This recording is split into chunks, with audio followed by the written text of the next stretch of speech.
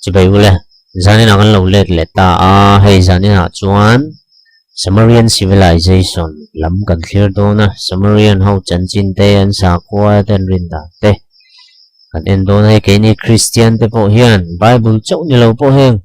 a chan chin te kan lo mer riat ve the na tura ji ani a ajek tu hi pu el ke chong thu ani a kan lo chiar do ani ma sang sa korin dan a thil poi mo ber pakhat sa ko zong zong in nga na lung phum chu tharau biak na hi ani me ati te changa mishing te khoi dang lama thunun tlat tu chu mun dang atang local tharau taksanai te an ni a ei hi ala thayang ber kan chui chho do ni emi chungchang hi ma sang Mesopotamia Roma lo ko sato Sumerian ho chanchin zia na tangin kan se the ani e Sumerian civilization hi horok ma thil ziak thiam saber te kha an ni a an mani nge in tu zia ga lo nu chu nu chia to te chang hian ma sang an sa korin dan chu kan chui le to ani Sumerian sa ko ngor kan chui mai an history tlang pui te hi han clear thok thok ela tulai mi thiam te chuan he civilization hi kum BC sang le janga ve la changa ron in chanin kum BC sang ka sari songa ve la Babylon lal Hammurabi an aron me chang khan an lo ral zo ta ni nan nga ya paroma thil zia dan mu chuak tu ani mai ba ka hian tulai lir ke pial te thilam chi te bel vok dan te le biar dan te an lo mu chuak to bok ani an thil mu chuak to te changa ngai dan oma chuan heng Sumerian ho te hi lal pakhat ro re la noya lom to in le chia khon dan te po mu mal taka lo duang to in rim bok ani heng lal te chanchin hi horop chikat uniform an ti mga lungphe gan thu zia na Sumerian king list kum BC sang ni za velan zia nierina chuan tarlan ani a mun sang an lal te chanchin po a chuang nuala eng ho hi karon ta lang lo mai nga an sa ko an rin da kan lu to don ani Sumerian thu ziak pakhada chuan man lai hian lo na reng om lova lo tu rom bok lo mishing chuan mel ma nei lova universe le mishing chu pum khatunan oma trong tu mun vek in enlil chu an choi mo chin ziak tu Enmakar and the Lord of Arata Sumerian epic BC sang ami ani ole Sumerian Trinity hi lo en chin Sumerian pathian te pakhat na and anu anti bok anu anti hi Sumerian tonga van ram ti na ni a van pathian thil siam chung changa anar kai tu lat taka omle an pathian zong te chunga ho tu ni nan aya pathian zong te pa ni nan soi an soi zel dan chuan he an anu kan ti hi van ram chunga thunei tu le lei ne na chen sang tu le universe pum pui siam tu hi ani Sumerian ho chuan lei khovel kan ti hi ki kan ti ni Sumerian chok chuan ama hi Mesopotamian civilization lai pathian poi mo peran soi ni chung hian ani na tak soi fe na hi mu tu ro mang lo thung ani Enlil lanti hi Mesopotamian pathian te zinga poi mo per pakhat ani poka ngai ani a Sumerian la hiacham mi pakhat atanga lan dan chuan pathian dang te po in aro puina hi an en tailo ani mun chen kadai ro chuan ama hi an anu kan ti afapa ni nan soi ve bok Enlilan pathian biang na mun ro pui tak chu Nippur muna temple ekur tlangin tina an ti chu ani Sumer marto pa ani Enlil hi Great Mountain tile King of the Foreign Land tia ko fe fortune ani a he hi Zagros tlang ne ran soi zom na ina lambok blem chen kada ani nan shil fian te chu lal ti te lal ro pui ti te pa le kim siam tu ti te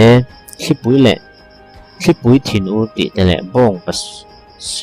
bong pasoi min lo ti te ani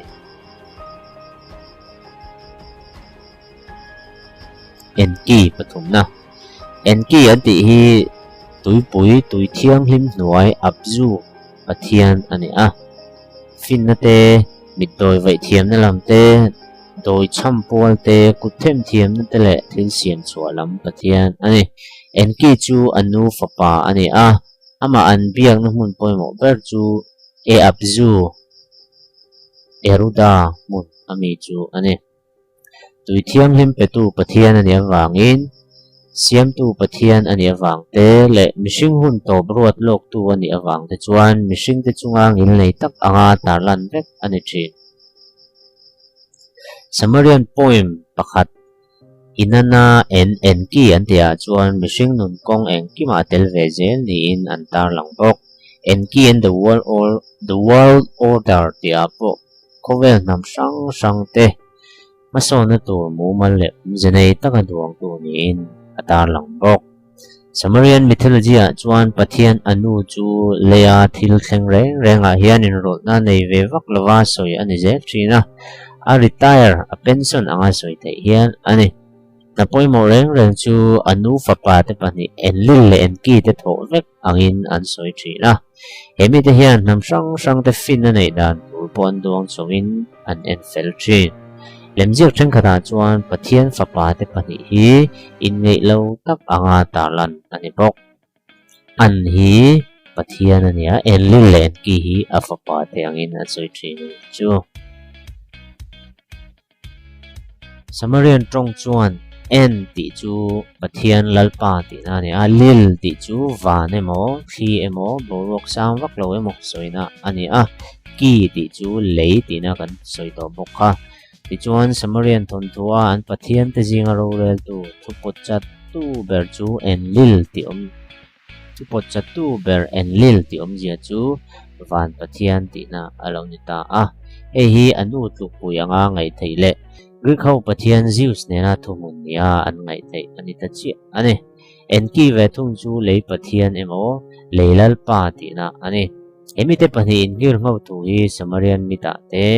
Babylonian mita tele Akkadian ho thon tu te tam tak tu rom rok ani The creation of man mishing siam tu Sumerian thil siam ton tu chuan enki hi pathian poimo per anga soi ani an thon thu pakhat enki en nina tia chuan enki na thok per chu ni lenga na thok thin pathian dang te na thok chok chu ani pathian nu namu pathian dang zong te sing tu chuan chu tianga pathian te na thok reng mai chu leina takin a thlira enki ne na chuan enki ka fapa I kuma tangkan lo tho chuak la I thiam na te kha chot tangka in pathian te tan hian chia lo turan siam sak che ti chuan lo ha dam ve thei to no ni tin soya enki chu a tho tanga la mishing te chu a siam ta a mishing siam te chu ngun takena ena hetiang hian ain ziak ani enki chuan ama chawa mishing te siam nu chuan an lu chu nga hriat na da saka anu namu ne na chuan kanu iduang chu ka siam zawe an ming phoro pathian te na chu an chunga nga ani ti in Sumerian thon thu cattle the grain tia chuan mishing te siam dan chu chang hi tlem te in aron lan tir ve chu ta po chuan mishing te chu pathian te tilom tur le an rong bol sak tura siam ni in ta lang rok Akkadian thuziak pakhat Atrahasis epic kumbisi sang khajasari vela zia niarina chuan mishing te siam dan hi chip chiar takin zia lan ani ve boka anga kan soi tong deuh bawk khan pathian te chu an tlem em awangin an na thwa chuan an rim hle enlil hna chuan kalin mai chana an boi na chu an soya chuta enlil chuan rot na neya chung pathian te zinga tu emo ber chu ain hlan phal ko chuan pathian te phuri chok tu chu siam ni se ti in chuta pathian pakhat ti sa le thi sen chu tlak lei ne na chola pathian nu in doi la acham thei lai chuan enlil chuan an ni phung tu chu tuanga chu tlak lei khom atang chuan hlom som pali asok tla chung te chu pathian hring chuak tu nu chula chuan hrin chhuah turin ada lu ta tlasoma ral nuwa chuan mihring te chuan lo piang chuak ta mipa pasari le hmeichhia pasari an ni chung mihring te chu ti lui na in pathian te na tho chok tu chuan thu an pe ta leyan leta tui kong an siama e tu chi nga ni tinin an pathian te mamok chu an thok ta thin ani tui let thu the great flood atra hasis hi akadian thon thu an chuan nova anga ngai ani Samarian ho thon thu an chuan Ziu Sutra ani Epic of Gilgamesh ai ro chuan Utnapishtim ti ani thung eng thon tu sang te hian eng thon tu sang te hian pathian enlil chum mishings asiam awangin in chir thu achuang vek bok ani heng lai hi kan Bible nen point ang ve khop mai heng mythology hi ko ni se heng karon chir te hi adit veke kan tilawa evidence le proof ka omlem lawa an thu je ka tang den chui thiam ten an chui atanga kan ani atra hasis epiga chuan heti hian in jiaka rampumpui mei chu bong pasam riang mea beng cheng alo ni ta anin bum na thil vel awang chuan pathian chu achol theilowa enlil chuan an thom beng cheng chu alo hria pathian ro pui tak te hna chuan heti hian ati ta mishing fa te thom chu tor thei rual lowan sa ni ta anin bum na thil vel awang hian kamu hil theilo ani chutia mishing ten lo pun chang lu tu awanga le pathian te laga hial harsan an lo chiam ta ka wang chuan enlil chuan hri ale tir ta chumi nuwa chuan tram tlak tir le ta boka ek dil bania lo thlen mun lai hian atra hasis chuan en ki hena mishing tan tran puina alo dil sak siap thina en ki chuan lo ngai thlak sakin mishing te than na tu le an him thei nan thuron lo pe thina ma se chu chuan enlil thin na chu ati zual sak thri atopa chuan na sa fe pathian te chuan in hel nu in mi zong ti boral na na tui lian thlen tir mai chu an ta chu an thurel chu mishing te laga zep tlat tura thuan ti tu mai baka en ki phei chu ti luin soi chuang lo tura chia cham tir ani nge chu tinga chia cham tir ani ta ga chuan en ki chuan che cham bo che si lovin fing taka atra hasis chu chan chu tum ta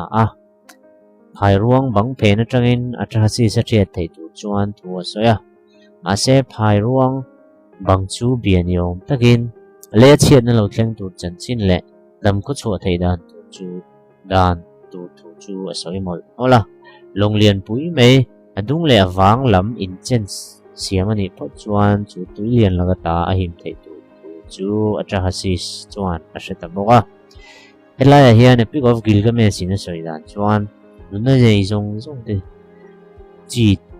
chu longa chuan dan tel tu ani bok chu ti chuan tui chu lo let ta ma se chu tia tui let nuwa atra hasi sale chung te dam ko chuak ta mai chuan enlil chu ti thinu re ema amaro chu pathian dang te ro chuan chu tia fing taka mishing te thimang mai tura chan chuak konga chuan en ki chu an fakron ta thunga ama le chung ten dam ko chuwa wanga lom tu soinan atra hasis chuan mai cham siamin in thoina hla na chu wang chuan enlil thin na po chu alo re ta ane atopa chuan enlil en ki po chu alo rem le ta atra hasis chu malan so ma thil pe khlu tak thi thelo na chu atra hasis ane na chuan an peta wala ka tizong ka kan share tayo ni po datin kanon share hi so ito ang tilditak le rinlak taga ni kanti na nilawa ma se